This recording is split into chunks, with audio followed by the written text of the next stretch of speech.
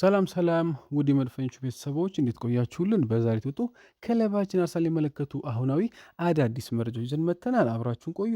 ውድ ቤተሰቦች እንደተለመደው ለቻናሉ አዲስ ከሆናችሁ በቅድሚያ ቻናሉን ሰብስክራይብ በማድረግ ቤተሰብ ሁኑን። አሁን ለቱ መረጃዎች አለፍን። አብራችሁን ቆዩ። ፋብሪዚዮ ሮማኖ አርሰናል በቪክተር ጊዮከሬስ ላይ ያለው አቋም አልተቀየረም ማለት ከግንቦት ወር ጀምሮ ከበርካታ ታላላቅ ክለቦች ጥያቄ የቀረበለት ቢሆንም አርሰናል ቪክተር ጊዮከሬስን የሚሸጥ እንዳልሆነ የክለቡ የረጅም ጊዜ ፕሮጀክት ወሳኝ አካል ሆኖ እንደሚቀጥል ግልጽ አድርጓል ብሎም ለአጥቂ ሁኔታ ፍላጎት ካሳዩት ክለቦች መካከል አትሌቲኮ ማድሪድ አንዱ ቢሆንም ስለ እሱን የተጠየቀው ብቸኛው ክለብ ግን እሱ አይደለም ብሎም የአርሰናል አቋም ለአሁኑ ጽኑ ቢሆንም በክረምት የዝውውር መስኮት መገባደጃ ላይ ልዩና ከፍተኛ የገንዘብ ማቅረቢያ ካገኙ አርሰናሎች ምናልባትም ሽያጩን ሊፈተኑበት ይችላሉ ብለዋል። አርሰናል በከፍተኛ ብቃቱ የተነገረት የሚገኘውን ሜክሲኮን አማካይ ጊልቤርቶ ሞራ በቅርበት የተከታተለ መሆኑ የተዘገበ ሲሆን ወደፊት ሊደረግ ስለሚችል ዝውውርም ከተጫዋቹ ወኪሎች ጋር ንግግር ማድረጋቸው ተረጋግጧል። የ17 ዓመታት እንደ ማንቸስተር ሲቲ፣ ማንቸስተር ዩናይትድ፣ ሊቨርፑል፣ ቼልሲ እና ፒኤስጂ፣ ባየር ሙኒክ እንዲሁም ባርሴሎና፣ ሪያል ማድሪድ ያሉ በርካታ ታላላቅ የአውሮፓ ክለቦችን ትኩረት መሳብም ችሏል። ያም ሆኖ ግን ሞራን በአሁኑ ወቅት ትኩረቱን በክለቡ ቲዋና እያደረገ ባለው እድገት ላይ ያደረገ ሲሆን እስከ ጥቅምት 2027-18 ዓመት እስኪሞላ ድረስ ወደ አውሮፓ መዘዋወር አይችልም። ሆኖም አርሰናሎች ይህን ዝውውር ለመጨረስ አሁን ላይ ትልቅ ፍላጎት አላቸውም ተብለዋል።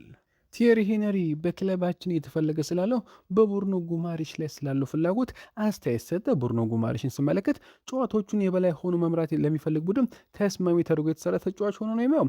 አማካይ ክፍሉን ለመቆጣጠር የሚያስፈልገው ጉልበት፣ ስብዕናና ቴክኒካዊ ጥራት አለው። እነዚህ በትክክል ሚኬል አርቴታ አርሰናል መገንባት ከጀመረበት ጊዜ አንስቶ ትኩረት ሲያደርግባቸው የነበሩ የተጫዋች አይነት ናቸውም ብሏል። አርሰናል ብሩኖ የማስፈረም ድል ካገኘም ጉዳዩን በቁም ነገር ሊመለከተው ይገባል። እሱ ተሰጥኦ ያለው እግር ኳስ ተጫዋች ብቻ ሲሆን መሪም ጨምሮ በአስቸጋሪ ወቅቶች ኳስን ይፈልጋል። በጫና ውስጥ በጥሩ ሁኔታ ይጫወታል። እንዲሁም በዙሪያ ያሉትን ተጫዋቾች የተሻሉ ያደርጋቸዋል። በየሳምንቱ ያን ያህል ጥራትና ተወዳዳሪነት ያለው አማካይ ክፍል መኖሩን አስቡት። የዋንጫ አሸናፊ ቡድኖች የሚገነቡት በዚህ መንገድ ነው። ምርጥ ቡድኖችን ለማሻሻል እስኪዳከሙ ድረስ አይጠብቁም። ከጠንካሩ አቋም ላይ ሆነው ይበልጥ ይጠናከራሉ ብሏል። ፕሪሚየር ሊጉ ብቃቱን አስመስክሯል። ጥያቄው እሱ ለአርሰናል ብቁ ነው ወይ አይደለም የሚለው አይደለም። ጥያቄው አርሰናል ዝውውሩን እውን የሚያደርግበት መንገድ ማግኘት ይችላል የሚለው ነው ሲል ቴሪ ዳንኤል ሆነሪ ተናግረዋል። ወይኒ ሩኒ በአርሰናል የዝውውር እንቅስቃሴ ላይ አስተያየት ሰጠ። እስካሁን ባለው ሂደት አርሰናል ጠንካራ የዝውውር መስኮት እያሳለፈ ያለ ይመስለኛል። እያንዳንዱ ዝውውር በይፋ ከመጠናቀቁ ፊትም እንኳን በቡድን ውስጥ ቁጥር ለመጨመር ብቻ ሲሆን ከፍተኛ ጥራት ያላቸውን ተጫዋቾች ኢላማ እያደረጉ መሆናቸውን ማየት ትችላላችሁም ብሏል። በቁም ነገር ከሚከታተሏቸው ተጫዋቾች መካከል ቢያንስ ሶስቱ ማዘዋወር ከቻሉ በጥሩ አቋም ላይ ይገኛሉ። አስቀድሞ ዋንጫ አሸናፊ ቡድን አላቸው። ተጨማሪ ጥራትን መጨመር ደግሞ ይበልጥ ያጠናክራቸዋል ብሏል። ለእኔ አርሰናል እነዚህን ቁልፍ ዝውውሮች ማጠናከር ቻለም የፕሪሚየር ሊጉን ዋንጫ በድጋሚ ለማሸነፍ ዋነኛ ግምት የምሰጠው ቡድን ነው ሲል ወይኒ ሩኒ ተናግረዋል። አርሰናል አትሌቲኮ ማድሪድን አማካይ ፓብሎ ባሪዮስን የማስፈረም ፍላጎት እንዳልተዘገበ ቢሆንም ተጫዋቹ ግን አሁን ላይ የሚገኝ አይመስልም ተብሏል። ይህም መድፈኞቹን በደቂቃው ሌሎች አማካይ ክፍል ኢላማዎችን እንዲያጠኑ ያደረጋቸው ሲሆን አንድሪያ ቤርታ የበርነማውዙን አሌክስ ስኮትን ሊያስፈሩ በሚችሉበት ሁኔታ ላይ በርካታ ውይይት ማድረጋቸውም ተነግሯል። ይህ መረጃ የወጣው ከአንድ ኦፍ አርሰናል ከተሰኘው ታማኝ የትዊተር ገጽ ነው። እንዲህ ሲሉም ይናገራል። እኔ እስከማውቀው ድረስ እየተከናወነ ነገር ይህ ነው ይላል ፖስቱ። አርሰናል በፈርናንዴስ ቶናሊ ፓብሎ ባሪዮስ ላይ ፍላጎት ነበረው። ቶናሊ በጥር ወር መጨረሻ ላይ ለአርሰናል ሲቀርብ ነበር። በክለብ ውስጥም የሁሉንም ሰው ትኩረት ስቦ ነበር። ማንቸስተር ሲቲ እንዳደረገ ሁሉ ቤርታም ግንኙነቱን ቀጥለው ነበር። ነገር ግን ኒውካስትሎች በዛን ወቅት 85 ሚሊዮን ፓውንድ ወይም ከዚያ በላይ በመጠየቃቸው ምክንያት ዝውውሩ ሊሳካ እንደማይችል ግልጽ ሆኖም ነበር። በተጨማሪም የወኪሉ ክፍያ በጣም ከፍተኛ ነው። ባሪዮስ ደግሞ በተለያዩ ምክንያቶች ሊገኝ አልቻለም ወይም አይችልም ተብሏል። በስኮት ላይ ስላለው ፍላጎት ሃንድ ኦፍ አርሰናል አክሎ ሲገልጽ እንዲህ ይላል። ቤርታ አሌክስ ስኮት ሁኔታ ለማጥናት በተደጋጋሚ ግንኙነት አድርጓል። ፍላጎቱ እውነተኛ ነው። እንዲሁም በ65 ሚሊዮን ፓውንድ አካባቢ በአዋጭ ዋጋ ዝውውሩን ማጠናቀቅ እንደሚቻል ይታሰባልም ብሏል። አሌክስ ስኮት በእንግሊዝ ብሔራዊ ቡድን ቅድመ ዝግጅት ስብስብ ጋር በአሜሪካ ያለ በርነማውዞች መደናቀት የጀመሩ ሲሆን የውል ማፍረሻውን ድንጋጌ ሊያካት የሚችል አዲስ ውል ለስኮት ለማደስ እየተጣደፉም ነው ብሏል። በአሁኑ ወቅት ያላቸው አቋም ተጫዋቹ በማንኛውም ዋጋ የሚሸጥ አይደለም የሚለውንም ብሏል። አርሰናል በአጀንዳው ጥቂት የተለያዩ ኢላሞች እንዳሉት ግልጽ ነው። ቢቢሲ ስፖርትም ተመሳሳይ ዘገባ መውጣት እንደ ቡርኖ ጉማሬሽ፣ ሳንድሮ ቶናሊ፣ አዩብ ባዲ ያሉ ኢላማዎችንም ስም ጠቅሷል። በዚህ ሰዓት መድፈኞቹ የትኛውን ተጫዋች ለማስፈረም እንደሚንቀሳቀሱ በግልጽ አይታወቅም።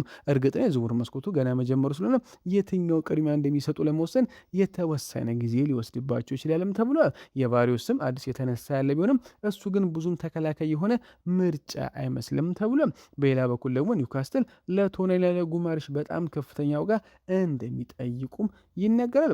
ባሪዮስ ገና የ3 ዓመት ወጣት ሲሆን ከነዚህ ጋር ተመሳሳይ ብቃት ፕሮፋይል ያለው፣ ስለዚህ አርሰናል የማይገኝ ቢሆን እንኳን የእሱን ሁኔታ መፈተሹ ተገቢ ነው ተብለዋል። አርሰናል ለኒውካስል ዩናይትድ አማካይ ብሩኖ ጉማሬሽ ሁለተኛ የዝውውር ጥያቄ ለማቅረብ እየተዘጋጀ መሆኑ የተዘገበ ቢሆንም አሁንም ቢሆን ግን የሚያደርገው ሙከራ ስኬታማ የሆነ እድሉ አነስተኛ እንደሆነ ይታመናል። ከኒውካስትል በኩል የተላለፈ ያለ መልእክት ጉማሬሽ የሚሸጥ አይደለም የሚል ቢሆንም ዴይሊ ሜል እንደዘገበው አርሰናል አሁንም የብራዚልን ብሔራዊ ቡድን ተጫዋች ለማስፈረም ግፊት ማድረጉን ቀጥሏል ብሏል። ባለፉት 4 ሰዓት ውስጥ በጉማሬሽ ወደ አርሰናል የመዘወር ሂደት ዙሪያ በርካታ ነገሮች የተሰሙ ሲሆን ዋና ዋና ዘገባዎችም ከዚህ በፊት እናቀርብላችኋለን። ትናንት ዴይሊ ሜል በአርሰናልና በጉማሬሽ መካከል ስላለው ፍላጎት መጀመሪያ ዜናውን ይፋ አድርጎ ነበር። በመቀጠልም ዴቪድ ኦርነስቲን እንደዘገበው ከሆነ አርሰናል 28 ዓመት አማካይ 60 ሚሊዮን ፓውንድ የቃል ጥያቄ ያቀርበዋል ብሎ ነበር። የቢሲ ስፖርት ዘጋቢዎችም ተጨማሪ ዘገባዎች አርሰናል ከጉማሬሽ በተጨማሪ የቡድን አጋሩ ሳንድሮ ቶናሊም እየፈለጉት ነው ያሉ ሲሆን ዛሬ ደግሞ ቴሌግራፍ እንደዘገበው ኒውካስትል ለጉማሬሽ 100 ሚሊዮን ፓውንድ እንደሚፈልግና አርሰናል ለዚህ ዋጋ የሚቀርብ ሂሳብ እንኳን ያቀርባል ተብሎ እንደማይታሰብ ክለቡ እንደሚሰማው ገልጿል። አሁን ደግሞ ሜል በድጋሚ እንደዘገበው አርሰናል ለቀድሞ ሊዮን ተጫዋች ሌላ ጥያቄ ለማቅረብ ዝግጁ ይመስላል ብሏል። አርሰናሎች ለብሩኖ ጉማሬሽ ከፍተኛ ገንዘብ የማውጣት አቅም አላቸውም ተብለዋል። ሆኖም ግን አንዳንድ የክለባችን ደጋፊዎች ይህ በዚህ ክረምት የዝውውር ሰው ለአርሰናል አማካይ ክፍል የተለየ ጥራት ሊሰጥ የሚችል ትክክለኛ ፈራሚ ነው ብለው ያስባሉም ተብሏል። ጉማሬሽ በፕሪሚየር ሊጉ ማንነቱ ያስመሰከረ ሲሆን እንዲሁም ከዴክላን ራይስ እና ከማርቲን ዙቤሪ ይልቅ በኳስ ቁጥጥር ረገድ ከሜዳው መሀል ወደ ጎል በመጠጋት የተሻለ አስፈሪነት ያለው ተጫዋችም ነው ተብለዋል። ኢማኑኤል ፔቲት በአርሰናል የቅርብ ጊዜ ዝውውር ምክሩ ላይ አሁን ላይ አስደንጋጭ ምላሽ ተሰጠበት። ኢማኑኤል ፔቲት በአርሰናል ታሪክ ውስጥ ትልቅ ክብር ያለውና እጅግ ስኬታማ የነበረ ሰው፣ ነገር ግን ምርጥ የሚባሉት እንኳን አንዳንድ ጊዜ ሊሳሳቱ ይችላሉ። ፔቲት በአርሰናል ቬንገር ስር ትልቅ ስኬት ያስመዘገበ ተጫዋች የነበረ ሲሆን እግር ኳስን ካቆመ በኋላ በአስተያየት ሰጪነት ፐንዲት ስራ ላይ በመሰማራት ብዙ ጊዜ ትኩረቱን በአርሰናል ላይ ያደርጋል። ሁላችንም እንደምናውቀው በአሁኑ ወቅት የዓለም ዋንጫው የትኩረት ማዕከል ቢሆንም ከጎኑ ግን አርሰናል ሊያስፈርማቸው የሚችላቸው ተጫዋቾችም እየተወሩ ይገኛሉ። አርሰናል አዲስ አማካይና አዲስ የግራ መስመር አጥቂ እንደሚፈልግ ቢታመነው የፔቲት የቅርብ ጊዜ አስተያየት ግን ትንሽ ግራ የሚያጋባ ሆኗል። ኢማኑኤል ፔቲት ለሊዮኑ ለኒኮ ዊሊያምስ የሰጠው ምክር ለአርሰናል በፍጹም አይሰራም ተብሏል። ስፔናዊ ክፍ መስጫዎች ኒኮ ዊሊያምስ በአንድ ወቅት በዓለም እግር ኳስ ከፍተኛ ተፈላጊነት ከነበራቸው ተጫዋቾች መካከል መሆኑ ይታወሳል። በኋላም ግን በዓለም ላይ ካሉ እጅግ ተፈላጊ ክንፍ አንዱ ሆኖ ወጥቶ ነበር። አሁን ላይ ግን ኒኮ ዊሊያምስ እንደ ቀድሞ አይፈለግም። ፔቲት ለቶልክ ስፖርት በሰጠው አስተያየት ዊሊያምስ የአርሰናል ቀጣይ ፈራሚ መሆን እንዳለበት ተከራክሯል። ለእኔ አሁን ላይ በጣም አስፈላጊ ነገር በእርግጥ በአማካይ ክፍሉ ላይ ተጨማሪ ተጫዋቾችን መጨመር ሳይኖርባቸው አይቀርም፣ ነገር ግን ትልቁ ትኩረት መሆን ያለበት መስመር ላይ ነው። ቀደም ሲል የተናገርኩት የክንፍ ተጫዋች በተለይም የግራ መስመር አጥቂ ኒኮ ዊሊያምስ ፍጹም ትክክለኛ ኢላማ ይመስለኛል ሲል ፔቲት አስተያየቱን ሰጥተዋል። ነገር ግን አርሰናል ጋብሪኤል ማርቲኔሊና ሊያንድሮ ትሮሳርድ ይበልጥ የሚያሻሽል ተጫዋች እየፈለገ ሆነ። የዊሊያምስ አሃዛዊ መረጃዎች ለዚህ ፍላጎት ብዙም አይረዱም ተብሏል። የስፔን መሰረቶች በቡድን ውስጥ ዋነኛ ሰው ሆኖ ለአትሌቲኮ ቢልባኦ ቢጫወትም ባለፉት 3 የውድድር ዘመናት ያስቆጠረው 15 ጎሎችን ብቻ ነው። በተጨማሪም ዊሊያምስ ባለፉት 2 የውድድር ዘመናት ያበረከተው 9 ለጎል የሚሆኑ ኳሶችን አሲስት ብቻ ነው። ቦልሲያ 3-4 የውድድር ዘመን 13 አሲስቶች ማድረግ ችሎ የነበረ ሲሆን ከዚያ በኋላ ግን ብቃቱ በከፍተኛ ሁኔታ ወርዷል። በእርግጥም ወደ ዓለም ዋንጫው በሚያመራው ስብስብ ውስጥ ዊሊያምስ ለስፔን ብሔራዊ ቡድን ቀዳሚ ተሰላፊ አይደለም። ቤቶችም ይቀርሙታል። አሰልጣኝ ዴላ ፎንቴ በእሱ የተወሰኑ የጨዋታ ዘይቤዎች ላይ ጥያቄዎች ያላቸው ሲሆን ይህ ደግሞ አርሰናል ሊያስብበት የሚገባ ጉዳይ ነው ተብለዋል። ሁለገቡ ተከላካይ ቤን ዋይት ከአርሰናል የዝውውር ውዝግብ በኋላ ስለ ጉዳቱ አዲስ መረጃን ሰጠ። የአርሰናሉ ሁለገብ ተከላካይ ቤን ዋይት ለአዲስ የውድድር ዘመን የክረም ዝግጅት መጀመሩ ተከትሎ ስለ ወቅቱ የአካል ብቃቱ ሁኔታ አዲስ መረጃን አጋርቷል። የጉዳቱ ሁኔታ ቤን ዋይት በዌስትሃም ላይ በደረሰበት ከባድ የጉልበት ጉዳት ምክንያት የዘንድሮ የቻምፒየንስ ሊግ ፍጻሜ ጨዋታ እንዲሁም የቶማስ ቱሄልን ቡድን መቀላቀል ሳይችል ቀርቷል። የአርሰናል ተከላካይ መስመር ቆስ የቤን ዋይትና የጁሪየን ቲምበር በተደጋጋሚ መጉዳት ለአርሰናል የቀይ መስመር ተከላካይ ትልቅ ትልቅ ክፍተትን መፍጠሩ ይታወሳል። ሆላንድ ቲምበርም በተመሳሳይ ጉዳት ከብሔራዊ ቡድን ለመቀነስ ተገዶ ነበር። አሁን ላይ አርቴታ ጉዳቱ በደረሰበት ወቅት ሁኔታው በፍጹም አያማርም፣ ረጅም ጊዜ ሊወስድ ይችላል በማለት ስጋቱን የገለጸ ቢሆንም አሁን ከቀዶ ጥገና ነጻ መሆኑ ቢረጋገጥ የመመለሻ ጊዜውም ግን ግልጽ አልነበረም። ቤን ዋይት በኢንስታግራም ገጹ ላይ ለክረምቱ ዝግጅት ሩጫ መጀመሩን የሚያሳዩ ፎቶችን በማጋራቱም ለአርሰናል ደጋፊዎች ትልቅ እፎይታን ሰጥቷል። አርሰናል በዚህ የዝውውር መስኮት እንደ አይቫን ፍሬንዲሳ ያሉ አዳዲስ ተከላካዮችም ለማስፈረም እያጠና መሆኑን ተከትሎ ቤን ዋይት በክረምቱ ሊሸጥ እንደሚችል ጭምጭምቶች አሉ። ይሄ ያሳየው የማገገም ሁኔታው ለአርሰናል ብቻ ሳይሆን ፈላጊ ለሆኑ ክለቦችም ምልክት ሊሆን ይችላልም ተብሏል። ተጫዋቹ በሐምሌ ወር አጋማሽ ለቅድመ ወደ ዝግጅት ወደ ክለቡ ይመለሳል ተብሎ ይጠበቃል። አርሰናል የመጀመሪያውን የቅድመ ውድድር ዘመን የወዳጅ ጨዋታውን ነሐሴ 1 ከጂሮና ጋር የሚያደርግ ይሆናል። አርሰናል ለቡርኖ ጉማሬሽ ያለ ሁኔታ አሁን ላይ በአሁኑ ሰዓት ለማርቲን ዙሜንዲ በጣም አሳሳቢ ነው ተባለ። አርሰናል በዚህ ክረምት የዝውውር መስኮት ቡርኖ ጉማሬሽን አዲሱ አማካይ አድርጎ ወደ ክለቡ ለማምጣት የሚያደርገውን ጥረት ለመግፋት እየፈለገ ነው። ጉማሬሽ ባለፉት ጥቂት ቀናት ውስጥ የክለቡ ቀዳሚ አንደኛ ኢላማ ሆኖ በፈጣን ሁኔታ ብቅ ብሏል። በአሁኑ ወቅት ከብራዚል ብሔራዊ ቡድን ጋር በዓለም ዋንጫ ላይ የሚገኝ ጉማሬሽ ለተከታታይ ውድድር ዘመናት በእንግሊዝ ምድር ድንቅ ብቃቱን ካሳዩ ተጫዋቾች አንዱም ነው። አርሰናል በሱ ላይ ግልጽ ፍላጎት ማሳየቱ ተከትሎ ኒውካስሎች ተጫዋቹ የሚሸጥ አይደለም የሚለውን አቋማቸውን አጥብቀው ቢይዙም ብዙዎች የዝውውር ይሳካል ብሎ ይጠብቃሉ።